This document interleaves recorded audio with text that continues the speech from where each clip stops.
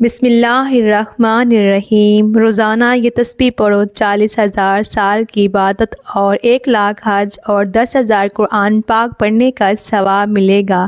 ناظرین، اللہ رب العزت کی ذات بڑی رحم و کریم ہے۔ وہ ذات نہیں چاہتی کہ اس کا کوئی ایمان والا بندہ ناکام و نامراد ٹھہرے، بلکہ وہ ذات تو چاہتی ہے کہ اس کے ایمان والے بندے نہ صرف جنت میں جائیں بلکہ جنت میں اعلیٰ مقام بھی حاصل کریں۔ جنت میں اعلیٰ مقام حاصل کرنے کے لیے ضروری ہے کہ انسان کے پاس نیکیاں زیادہ سے زیادہ ہوں۔ نیکیاں حاصل کرنے کے لیے ضروری ہے کہ ایسے اعمال کیے جائیں جن کا اجر زیادہ سے زیادہ ہو، تو ان میں سے ایک عمل حج اور عمرے کا بھی ہے، جس کا ثواب اتنا ہے کہ انسان کے تمام گناہ معاف ہو جاتے ہیں۔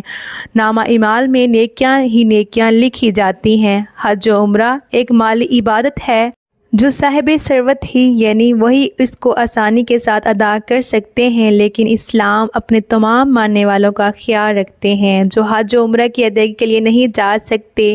اسلام نے ان لوگوں کے لیے ان کے برابر ثواب حاصل کرنے کے لیے بہت آسان راہیں نکال دی ہیں۔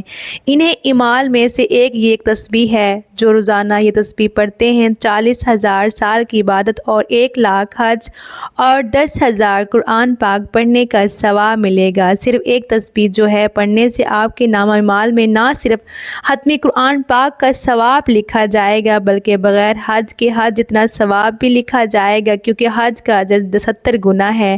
اگر ایک بار آپ یہ تسبیح پڑھتے ہیں تو آپ کو 10,000 قرآن پاک پڑھنے کے برابر ثواب ملے گا اور آپ کو 1,00,000 حج کے برابر ثواب ملے گا۔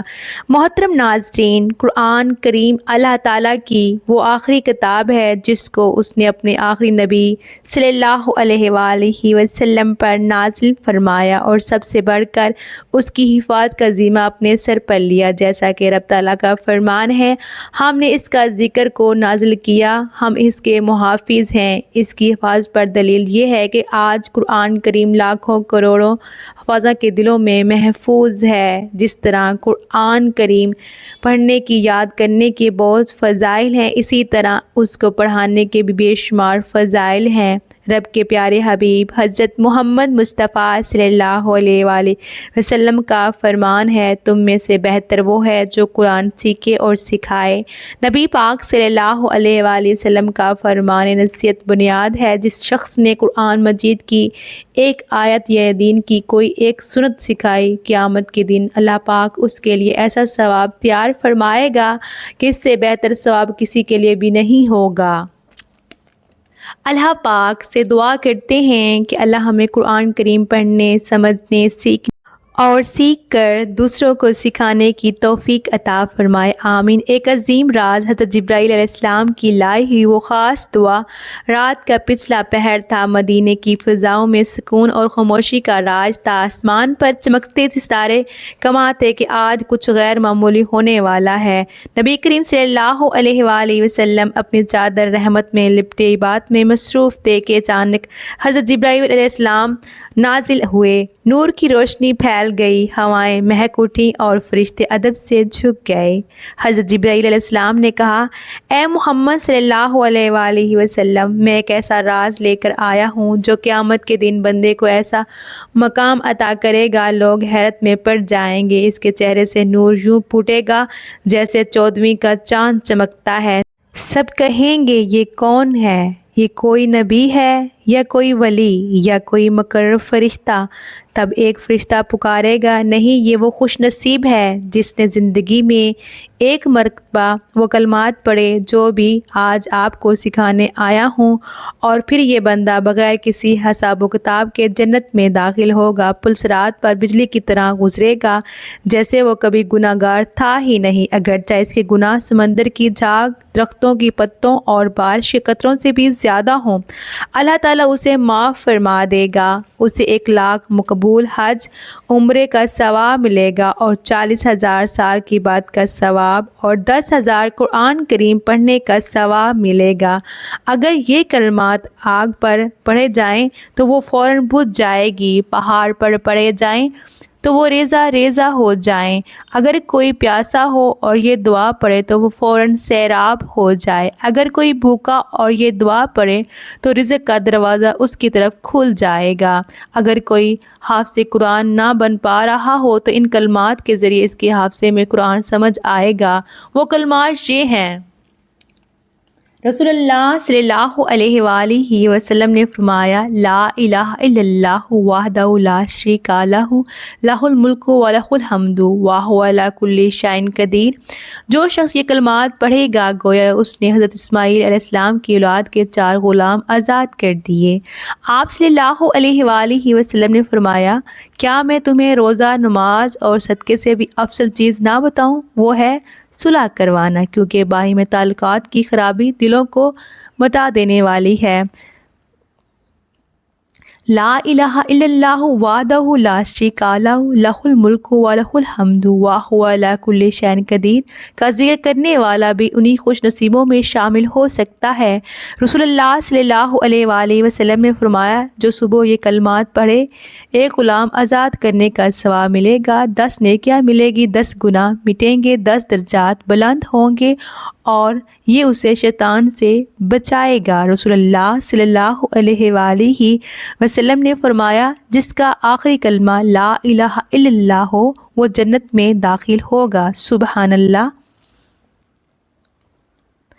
اس کلمے کو کثرت سے پڑھیں، اس کلمے کو کثرت سے پڑھیں، خاص کر صبح و شام موت سے پہلے اس کی عادت بنائیں تاکہ آخری وقت میں بھی یہی زبان پر جاری ہو۔ اللہ کے رسول صلی اللہ علیہ وآلہ وسلم نے فرمایا، اللہ کے 4 کلمات سب سے محبوب ہیں: سبحان اللہ، الحمدللہ، لا الہ الا اللہ، اللہ اکبر۔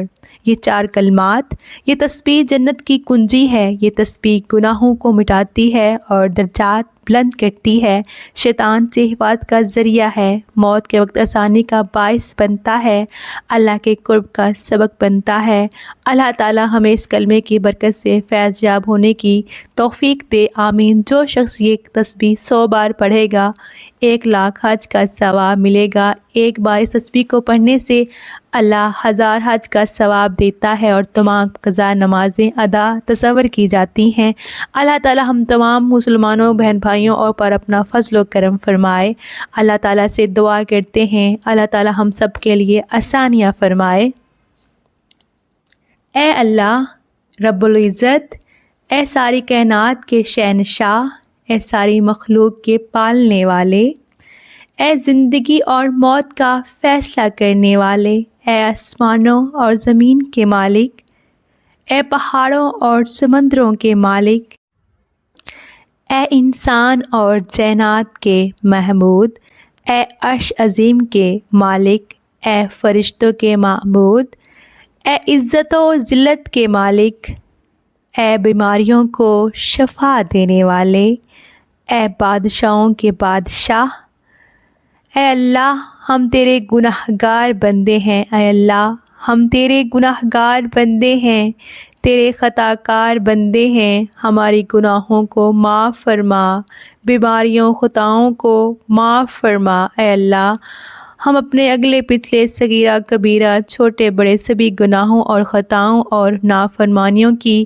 معافی مانگتے ہیں۔ اے رب العزت، اے اللہ، اے رب العزت ہمیں اپنے گناہوں سے توبہ کرتے ہیں۔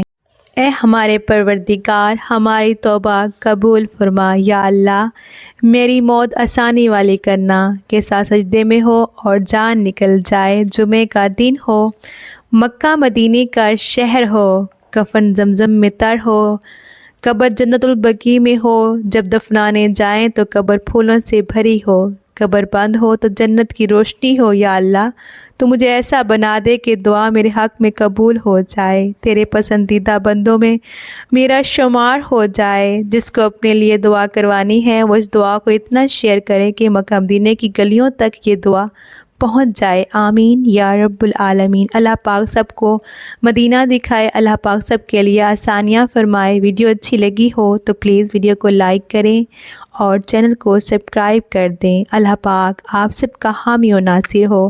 اللہ حافظ، جزاک اللہ۔